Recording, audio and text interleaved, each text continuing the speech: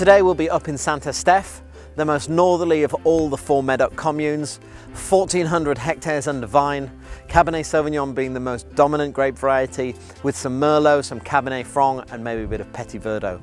These wines are grown on deep gravel banks, close to the River Gironde estuary, and they tend to make big, firm, masculine, heavy wines that take a long time to mature.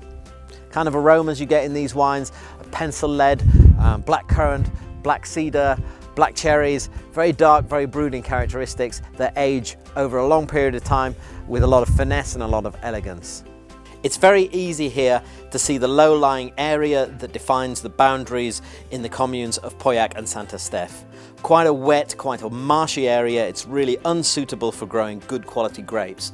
But as the slope rises up here, we can definitely see the next large gravel mound or croupe, which starts to define the commune of St Estephe. So we're here at Chateau Costestonnel, a second growth, one of the very top wines in the region, 64 hectare property.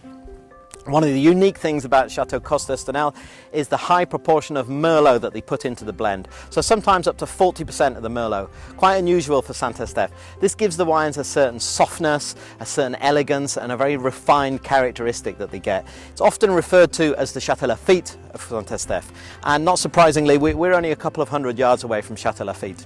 The name Cos is derived from an old Gascon term meaning stones, and this is pretty much what we find in the vineyard, this kind of stones.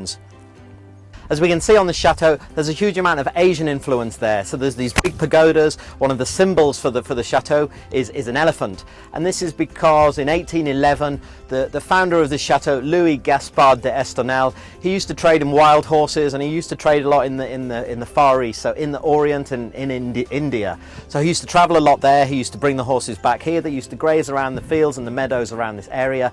And that's really why the chateau has been built with that style of architecture.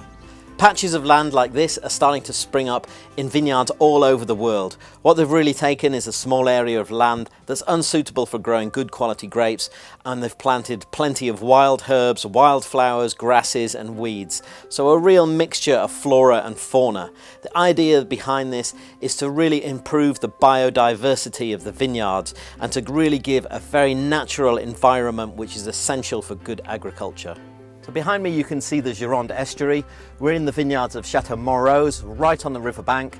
Chateau Montrose is a 65 hectare property. It's a second growth. It's really considered to be one of the top wines in the commune of St Estephe. Its location is similar to Chateau Latour, as in it's right by the river. It's on a very thick gravel mound of subsoil. And not surprisingly, the wines are a similar style to Chateau Latour. So deep, dark, brooding, masculine, heavy, tannic wines that take a long time to come around and really reach maturity. So the Cabernet Sauvignon based wines in St Estephe tend to be a bit more masculine than the wines of, say, Margaux or Saint Julien. They tend to be quite full-bodied wines in the style of Pauillac, but probably a little bit more rustic.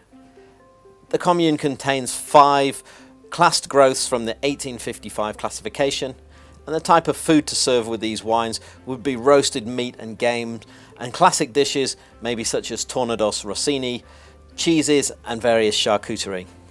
Great vintages in this commune of recent years have been the 1996, the 2000, the 2005 and most recently the 2010 vintage.